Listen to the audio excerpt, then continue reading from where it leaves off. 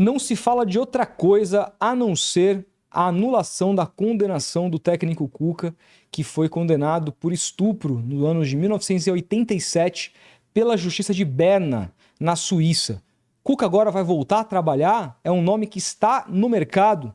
É sobre isso que eu vou falar aqui com vocês hoje, porque o caso é muito mais complexo do que parece. Mas antes de dar minha opinião a respeito dele, vou visitar a matéria junto com vocês, se é que sei que alguns não estão tão bem informados, outros às vezes só lê ali o título, então vamos prestar bastante atenção no que diz o texto da Folha de São Paulo para a gente tentar juntos entender o caso.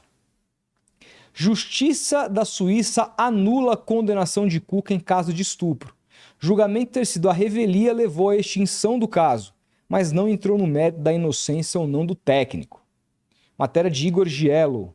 O Tribunal Regional de Berna, na Suíça, anulou a sentença que havia condenado o Alex Stivel, então jogador e hoje técnico de futebol Cuca, por ter feito sexo com uma menor de idade sob coerção durante uma excursão do Grêmio ao país europeu em 1987.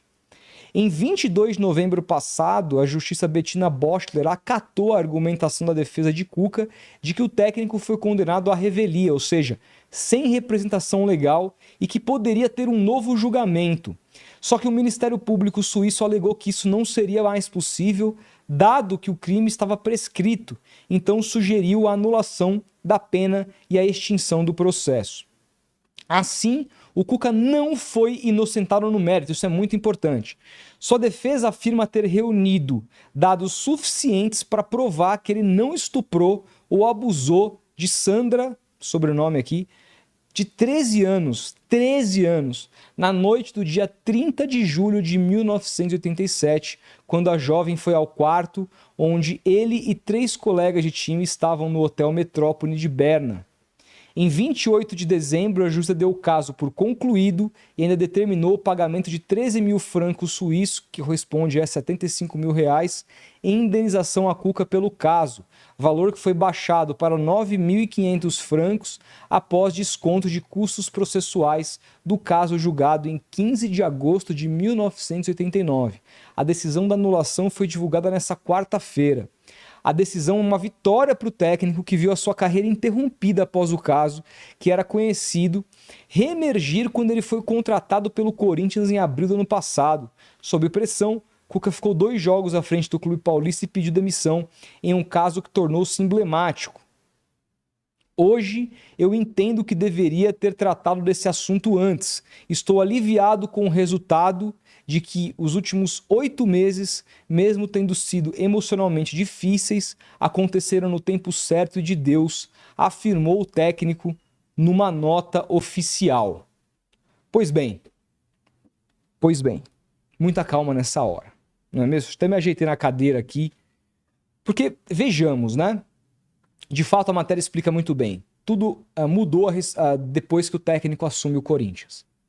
O Corinthians, eu já falei sobre isso aqui na época, ele tem uma representatividade diferente dos outros times. Por conta de sua história, de como o Corinthians se tornou um dos clubes mais importantes do mundo, por conta do viés corintiano, da democracia corintiana, por conta do respeito às minas e como o Corinthians lida com o futebol feminino. Por conta de uma série de questões históricas, o Corinthians ele é diferente. E aí eu não estou dizendo, é maior, é menor, é diferente. Tem uma pressão absolutamente gigantesca. Coisas que acontecem em outros times não aconteceram no Corinthians por conta dessas pressões.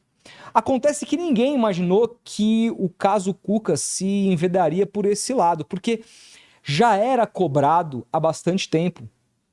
E a gente há de se lembrar na passagem do técnico pelo Atlético Mineiro, como as meninas do futebol feminino do Atlético, como as torcedoras do Galo se manifestaram à época, mas as coisas seguiram absoluta e normalmente. O técnico, quando era ventilado, alguns outros times sempre tinha uma resistência com parte do torcedor nas redes sociais por conta desse episódio. Mas tudo muda com a revisitação do caso, porque isso nunca tinha sido feito pela imprensa brasileira e foi feito aqui. Adriano Wilson, do UOL, revisitou essa história e pôde trazer elementos que não foram tratados na época pela imprensa. Vamos lembrar também, a gente teve acesso a várias reportagens da época, o caso foi tratado pela imprensa brasileira de maneira completamente abjeta.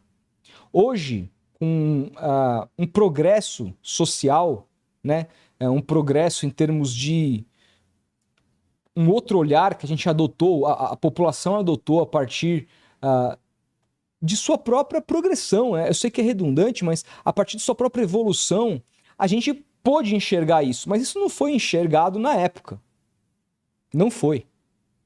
Então, com os olhares hoje que estão completamente diferentes, podemos ver coisas que nunca tinham sido vistas. Mas mais do que isso, detalhes sobre o processo foram revelados, porque o processo estava sob segredo de justiça. Ao quebrar esse sigilo e trazer novidades que nunca ninguém antes soube, o caso entrou numa ebulição enorme. E então se esperou ao menos uma postura diferente do Cuca. Ele fala aqui em nota que deveria ter tratado sobre esse assunto antes, mas o Cuca sempre negou. Inclusive, como diz a matéria, a sua defesa estava lá para tentar provar a sua inocência. O Cuca nunca pediu desculpas. Em termos legais, gente, essa anulação do processo não muda absolutamente nada, porque o Cuca já era um homem livre. Apesar de nunca ter cumprido pena, e agora com o processo anulado não há mais como ele fazer isso, mas o processo já havia sido prescrito. Então, ninguém pediu que o Cuca se entregasse à justiça suíça, né? Como é o caso do Robinho, por exemplo, que é um fugitivo da justiça italiana. Não é o caso do Cuca, nunca foi o Cuca, o processo já havia sido prescrito. O Cuca poderia viajar para a Suíça numa boa e nada aconteceria com ele porque foi prescrito. Então a anulação do processo, ela diz muito pouco. Diz muito pouco. O que sempre se pediu ao Cuca e que ele nunca se colocou na situação de fazer é pedir desculpas à vítima. E ele diz que estava no quarto, mas que não participou. Nas provas desse processo que está anulado, dizia que foi encontrado sêmen do Cuca. Como que ele não participou se foi encontrado sêmen dele no local? São perguntas que nós nunca mais teremos a resposta, porque o Ministério Público suíço se recusou a revisitar o caso, já que ele havia sido prescrito. Então nós nunca saberemos a real verdade dos fatos. Nós nunca saberemos mais nada a respeito disso. Foi uma coisa que foi colocada para debaixo da terra.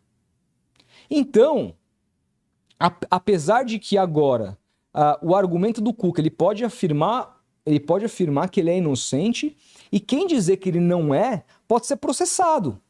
Porque ele vai afirmar que, olha lá, retiraram o meu processo, anularam o processo. Então, se você dizer que eu sou culpado, logo você pode ser processado. Então ele tem isso ao seu favor. E o clube que quiser contratar o Cuca tem também isso ao seu favor. Tem isso ao seu favor. Agora, seria uma contratação do ponto de vista moral interessante? Óbvio que não. O Cuca nunca provou e jamais provará sua inocência. Porque o processo foi anulado. Então, a partir do momento que ele se diz inocente, mas não provou sua inocência, o processo foi anulado porque foi prescrito. Porque foi prescrito. E a gente agora não sabe o que aconteceu de fato, mas trabalha com as provas anteriores de que tinha sêmen do Cuca na menina de 13 anos.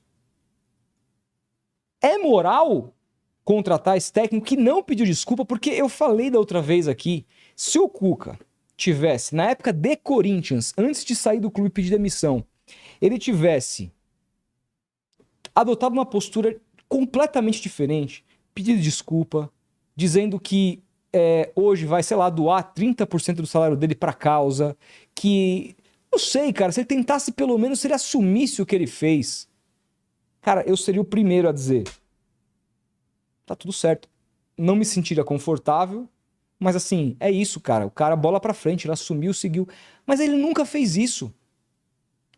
Ele continua dizendo que não fez, e agora nunca saberemos se aconteceu ou não. Então, assim, quando a gente analisa do ponto de vista de como funciona o futebol brasileiro, a sociedade brasileira, a gente vai perceber que essa é a carta branca para vários clubes contratá-lo. Para vários clubes, porque agora tem a desculpa perfeita. Mas eu continuo não me sentindo confortável com isso. E não necessariamente por conta da anulação, mas pela postura do Cuca. Esse processo poderia não ter sido anulado se o Cuca tivesse tido uma postura diferente.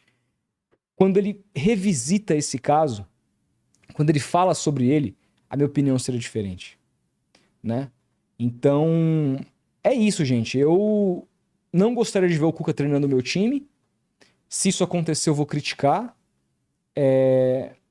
Mas eu acho bem possível que isso aconteça. O meu time, o seu time. Porque a gente sabe como funciona o futebol brasileiro. E agora, com a anulação, que eu digo, em termos jurídicos, não muda muita coisa, porque o Cuca já era um homem livre, o crime já havia sido prescrito há muitos anos e nada mudou. Mas do ponto de vista moral, ele tem esse argumento que vai soar como... pode soar com uma certa força, mas que eu não engulo. Não engulo porque ninguém jamais vai saber de fato a gravidade do que aconteceu em 87 naquele quarto. Ninguém vai saber de fato o que o Cuca fez ou deixou de fazer. No mínimo, se ele não participou, ele foi conivente, né? Não fez nada para interromper. E isso para mim já é muito grave. Então, dada essa situação, que aí é a versão dele, se ele tivesse ao menos pedido desculpas, mas não. Ele sempre negou e vai seguir negando pro resto da vida. Pros seus familiares, pra imprensa e pra ele mesmo. Eu não quero ver esse personagem treinando meu time, mas eu acho que pode ser possível a partir de agora, porque a gente sabe muito bem como funciona o futebol brasileiro. Os dirigentes do futebol brasileiro. Mas eu quero saber de você. O que você pensa sobre isso? Deixa o like se gostou. A gente vai se falando. Grande abraço e até a próxima.